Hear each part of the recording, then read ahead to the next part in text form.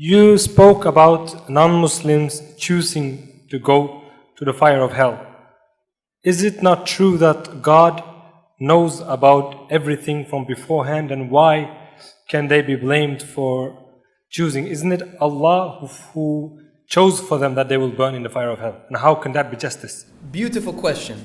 Beautiful question. We've had some very good questions today. Did everyone hear the question or understand it? Raise your hand if you didn't hear the question or understand it. Okay, so I will repeat it. The question was, I said that human beings can willingly choose to go to hellfire by disobeying God and doing these things. But doesn't Allah, the Creator, already know who will and will not go to heaven or hell? And hasn't that already been ordained? Therefore, how is it that we're making that choice when that choice has already been made for us? It's a very good question. And it's an issue that within the religion of Islam, many deviated groups have broken off the mainstream Islam based upon this issue of predestination. Predestination, or al-qadr wal-qadar. Predestination. Now let me explain something to all of you. And this is something that many Muslims miscomprehend. And I'm not going to get too deep in it because I will confuse you and probably me and everybody else. You have Sheikh Haytham here and other resident scholars who are going to come on here that will answer these questions for you beautifully. But I will sum it up for you in a way that you might be able to take it home. You see, we as human beings don't really concept or comprehend some things about God because of our limitation of our minds and our faculties. We look at the world through the prism of our eyes, correct? This is how we see the world, through the faculty of our senses, our eyes, our ears. We need them, correct? Do we not need our eyes to see? Can you see without your eyes? Yes or no? It's a question. It is an actual real question. It's not rhetorical. Can you see if I take your eyes out of your head? No. If I break your eardrums, can you hear? If I cut off your hands, can you touch? No. You see, we don't look at God like this. We look at Allah is that He sees without the need of eyes. He's not in need of anything. He hears without the faculty of needing something to hear. He looks at everything in a way that we can't comprehend. He sees the past, the present, and the future all very easily. For us, we have to see the world through the prism of time. Can you watch a movie and see the beginning and the end at the same time? Has anyone had the capacity to watch a movie and see the beginning and the end at the same time? And all this in the middle at the same time? Can you do it? No, you have to watch it from beginning to end as it progresses. God does not see the world like this. He doesn't see His creation like this. He sees all of it comprehensively. And He has the most intimate knowledge about things. And I will tell you about these things so you will understand this question. The Creator knows everything that has happened. Everything that has ever happened at any place within existence. He knows it perfectly and knows everything about it since the thing of time was created, since time itself was incepted. He also knows everything that is presently happening everywhere perfectly within His existence and creation. Everything. He knows it perfectly, intimately, even what you're thinking right now, even what you're feeling. He knows it. Number 3, He knows everything that will happen at every time, every place, until there is no such thing called time anymore.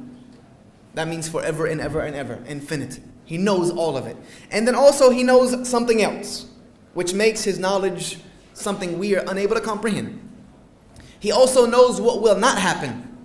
But if it were to happen, He knows how it would happen. Correct?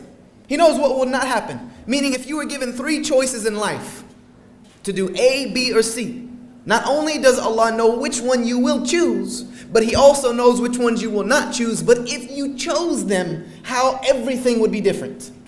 That's what's called ultimate knowledge that we as human beings can't comprehend. Therefore, yes, Allah has already written in His book whether I will go to heaven or hell. He wrote that in His book before anything existed. That I will be a Muslim and I will go to heaven or hell. That's it. I know that. It's a part of my religion. But He did not make that choice for me. He already knew what I was going to do. He knew every choice that I would be given in life and how I would make that choice and how that choice would determine my life and how I ended it. That's ultimate knowledge. ultimate knowledge. It doesn't take away my free will. It's just the fact that Allah already knew everything that I would be doing. And I want to remind all of you of something right now. I want you to leave this place today with your head a little bit higher than it was.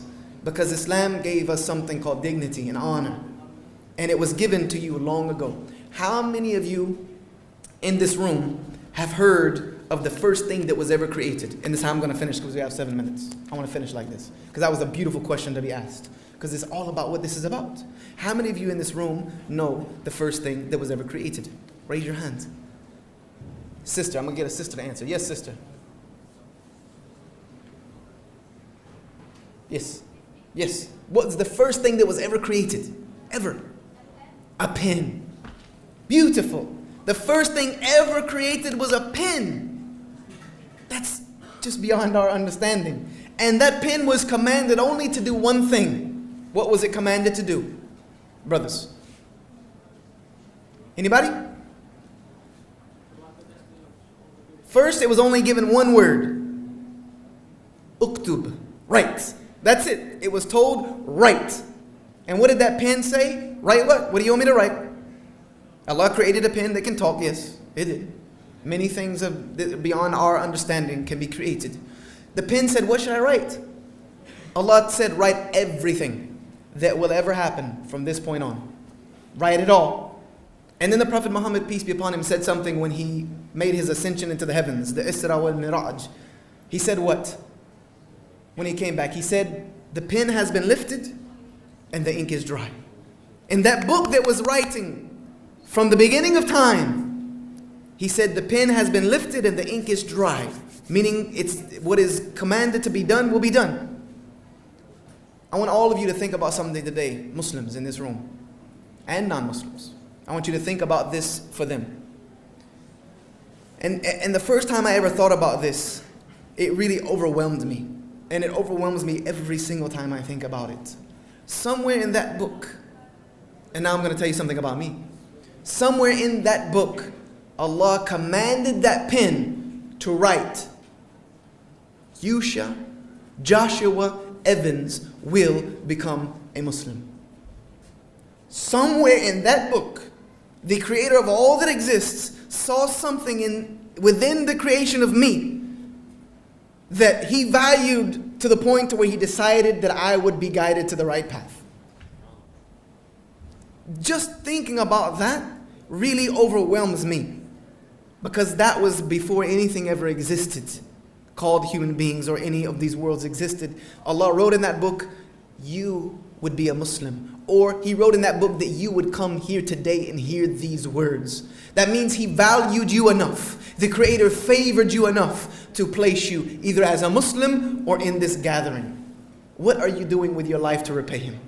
What are you doing with your life to repay him? That's something I didn't ask for, and I didn't do anything to deserve because I had not been created yet. But for some reason, the Creator said, you will be a Muslim. I can't do anything to give that back. I can't repay that. If you gave me 100 lifetimes upon guidance, I would not even come close to scratching the surface of being able to repay that debt to my Creator. So what do? I try every day to do as much as I can. I try today to do as much as I can, tomorrow to do as much as I can, but it'll never be enough. And this also gets to your question as well. It will never be enough. When I stand in front of my Creator on the day of judgment, I will have nothing. Even if I never committed one sin in my life, I wouldn't have anything that I could show to my Creator and say, here you go, I deserve paradise.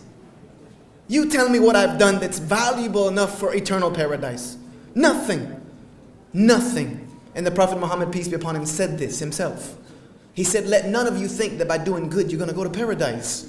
Don't let your good make you arrogant in thinking that you deserve anything from Allah.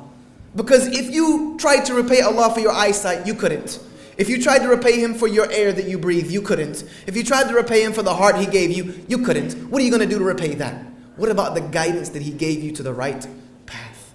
Or the ability to be here in this conference today? What are you going to repay Him with?